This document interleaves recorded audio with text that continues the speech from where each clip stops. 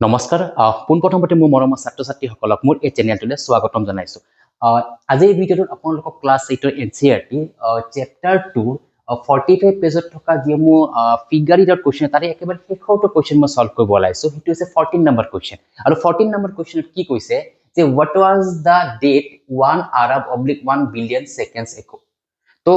what was the date সেই তাৰিখটো কিমান হ'ব 1 Arab / 1 billion seconds ago তো 1 billion বা 1 Arab seconds আগত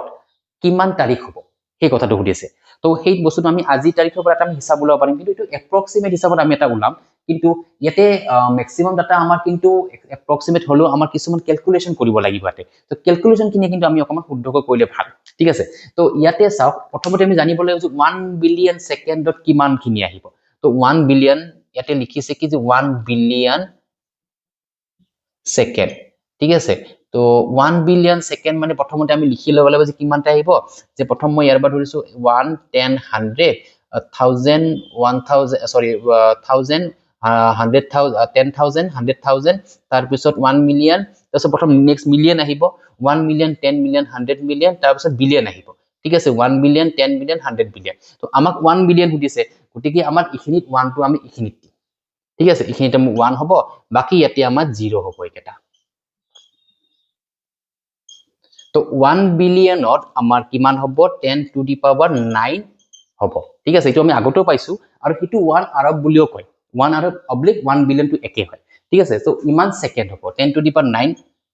সেকেন্ড ঠিক আছে এতিয়া কেছটো কি হ'ল যে আমাক প্ৰথমতে আমি কি কৰিম যে এই 1 বিলিয়ন যেটো সেকেন্ডটো আছে এইটো প্ৰথমতে আমি ইয়াৰত কনভাৰ্ট কৰিম তো ইয়াৰত কনভাৰ্ট কৰাৰ পিছত তাৰ পিছতহে আমি সেই তাৰিখলৈকে যাব পাৰিম ঠিক আছে তো প্ৰথমতে আমি ইয়াৰটো কনভাৰ্ট কৰি লম তো ইয়াতে কি হ'ব যে নাম্বাৰ অফ ইয়াৰ্স তো কিমান বছৰ তো 1 বিলিয়ন সেকেন্ডত কিমান বছৰ হ'ব পাৰে তো নাম্বাৰ অফ প্ৰথমতে আমি ইয়াৰ্স লিখিছো তো আমি ওপৰত দি দিম যে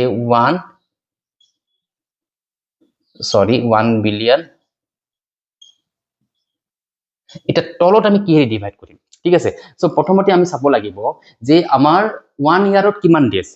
1 ইয়াৰত হৈছে আমাৰ 365 ডেজ ঠিক আছে 1 ইয়াৰত হৈছে 365 ডেজ সো 1 ডেট কিমান আৱাৰ 1 ডেট হৈছে 24 আৱাৰ্স তাৰে পিছত আহিব যে 1 আৱাৰত কিমান মিনিট 1 আৱাৰত হৈছে 60 মিনিট আৰু 1 মিনিটত কিমান সেকেন্ড তো 1 মিনিটত 60 সেকেন্ড ঠিক আছে সো আমাৰ এখিনি বস্তু প্ৰথমতে আমি এনেকুৱা ধৰণে লিখি লৈছো ইয়াতে ক্লিয়াৰ যে আমাৰ 1 ইয়াৰত কিমান ডেজ 365 ডেজ আমাৰ 1 ডেজত কিমান আৱাৰ 24 আৱাৰ 1 ডেজ কিমান মিনিট সৰি 1 আৱাৰত কিমান মিনিট বা 1 মিনিটত কিমান সেকেন্ড সব এখিনি আমি লিখি লৈছো এতিয়া এইটো পাৰ্ট আমি ডিভাইড কৰিব লাগিব কিন্তু ডিভাইডটো অকমান ডাঙৰ হ'ব ঠিক আছে তো হেকাৰণে মই ডিভাইডটো অলৰেডি কৰি লৈছো এইটো ডিভাইডৰ এইটো ভ্যালুটো ইখিনি হ'ব 31.7 আপোনালোকে কৰি চাব ক্লিয়াৰ তো আপোনালোকে কৰিছে নিজে গম পাব যে কিমান হ'ব এইটো কাৰণ এইটো ডাঙৰ হ'ব কাৰণে মই ইয়াতে সময়ও যাব হেকাৰণে মই ইয়াতে কৰি লিখোৱা নাই তো আমাৰ ইয়াতে কিমান হ'ব 31.71 ইয়াৰ্স হ'ব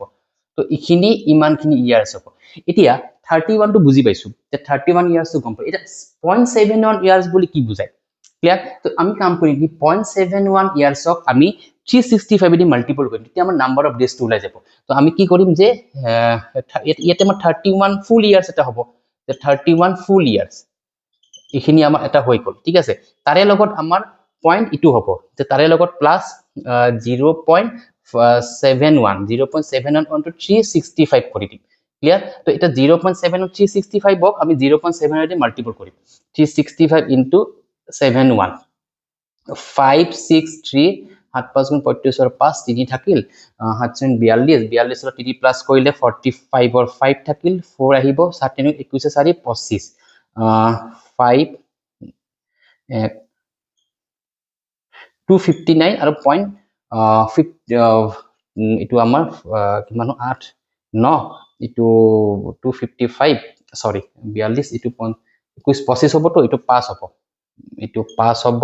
ইটো আমাৰ 2 হ'ব 259.15 ঠিক আছে তো পইণ্টটো আৰু ইমান নধৰো আমি 259 আমি ধৰিব পাৰো ক্লিয়াৰ তো আমি দুঘৰ আগত পইণ্ট হ'ব কাৰণ এটো দুঘৰ আগত আছে আমি পইণ্ট এটি আছে তো দুঘৰ আগত দশমিক 259 হ'ব সো আমি 259 ডেজ আমি ধৰিব তো ইখিনিৰ পৰা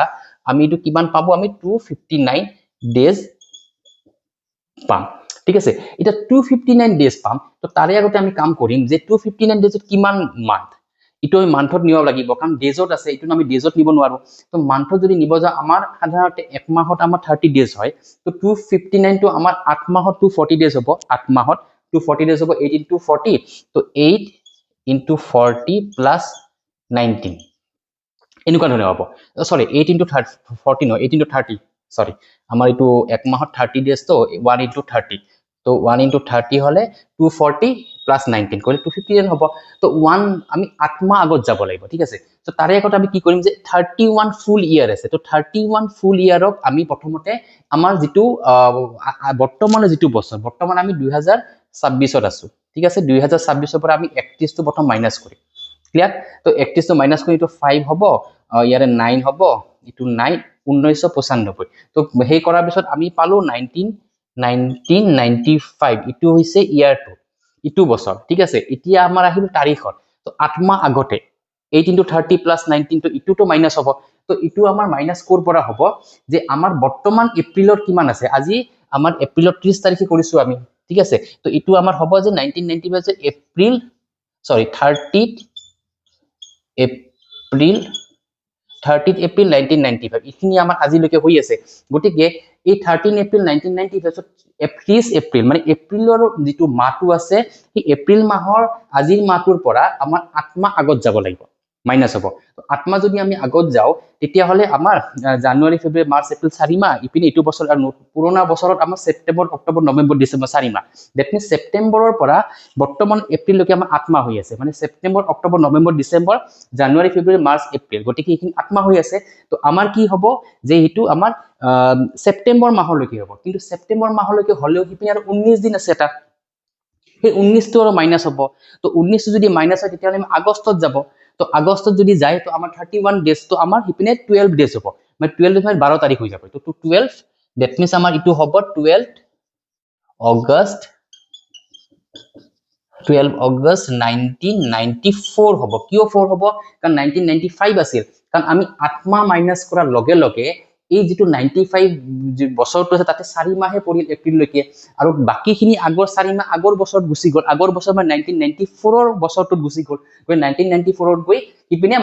আগষ্ট 12 তাৰিখ হৈ আছে, ঠিক আছে। তো এইটো এটা মই এপ্ৰক্সিমেট হিচাপ ওলাই দিছো, আপোনালোকে নিজে কৰি চাব, কাৰণ আপোনালোকৰ ডেট ৱাইজ বেলেগ বেলেগ হ'ব, কাৰণ এইটো ডেটত নহ'ব পাৰে, কাৰণ আপোনালোকে যিটো ডেটত কৰিছে সেই ডেটত হ'ব পাৰে। তো তাৰিখ ৱাইজ বেলেগ বেলেগ হ'ব, ঠিক আছে, অকণমান চেঞ্জ হ'ব পাৰে, ক্লিয়াৰ। তো এনেই যদি আমি এক্সাম পাৰ্চপেক্টিভত চাব যে এইটো সিমান এটা ইম্পৰ্টেণ্ট কুৱেশ্যনো নহয়, কাৰণ এইটো মে বি আহিব পাৰে নাহিব পাৰে, ঠিক নাই। কিন্তু তথাপি প্ৰচেছটো আমাৰ মেইন কথা হয়, যে প্ৰচেছটো আমাৰ মেইন, যে কেনেকুৱা ধৰণৰ প্ৰচেছ আপোনালোকে অংকটো কৰিব পাৰিছে বা চল্ভ কৰিব পাৰিছে, সেইটোৱে মেইন কথা, ঠিক আছে। তো এইখিনি আশা কৰোঁ আপোনালোকে এই কুৱেশ্যনটো বুজি পাইছে চাগে। যদি কাৰোবাৰ কিবা কনফিউজন লাগে ভিডিঅ'টো দুবাৰমান ৰিপিট কৰি চাব, আপোনালোকে বুজি পাব যে আমি কেনেকৈ এই কামখিনি বা এইখিনি পাৰ্টখিনি আমি কৰিছোঁ ইয়াতে, ঠিক আছে। চ' এইখিনি কৈ মই ভিডিঅ'টো ইয়াতে সমাপ্ত কৰিব পাৰিছোঁ, আৰু এইখিনিতে আমাৰ এই যিটো চেপ্টাৰ 2 পাৱাৰ প্লে চেপ্টাৰটো আমাৰ ইয়াতে কমপ্লিট হ'ল।